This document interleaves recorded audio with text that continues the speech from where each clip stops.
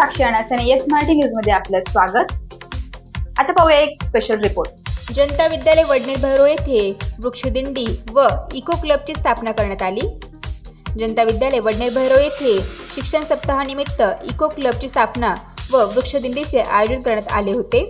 या कार्यक्रमासाठी विद्यालयाचे प्राचार्य श्रीमते सर, श्री भांबरे मॅडम, ज्येष्ठ शिक्षक श्री सोनवणे सर, श्री जगताप पगारे जेडी, पातळी भिजे, पवार, सोनवणे पवार, यशवंते, गोसावी, बागुल, पाटील, दळवी, शिंदे, वाघ, Shinde, Lokhande, Rajbhoj, Chaudhari, Daund, Tawar, Kedare, Pawar, Wagh, Bawiskar SP, Khute, Dabhade madam, Shirole madam, Pardeshi madam, Kadam madam, Thackeray Bhausaheb, Tagad Bhausaheb, Watpade Bhausaheb, Thombare Bhausaheb, Watpade मामा आदी मान्यवर उपस्थित होते।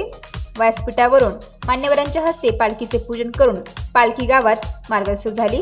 विद्यालयातील विद्यार्थ्यांनी वारकऱ्यांच्या वेशभूषा तर विद्यार्थिनींनी नऊवारी साडी व डोक्यावर तुळशी वृंदावन वृक्षदिंडीमध्ये सहभाग नोंदविला।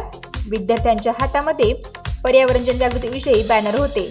गावभर प्रभात फेरी काढून वृक्ष लागवडीचे महत्त्व गावातील लोकांना पटवून दिले। त्यानंतर विद्यालयामध्ये मान्य मुख्याध्यापकांच्या मार्गदर्शनाखाली इको क्लबची स्थापना करण्यात आली। शालेय विद्यार्थ्यांमध्ये पर्यावरण जनजागृती व्हावी, विद्यार्थ्यांना पर्यावरणाबाबत असलेल्या जबाबदारीची जाणीव व्हावी म्हणून विद्यालयात इको क्लब स्थापन करण्यात आला।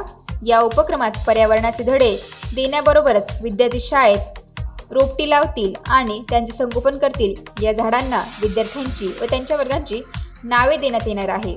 नवीन राष्ट्रीय शैक्षणिक धोरणानुसार नवोपक्रमशील नागरिक तयार करण्यासाठी शालेय विद्यार्थ्यांमध्ये कौशल्य आणि क्षमता विकसित करण्यात येणार आहे।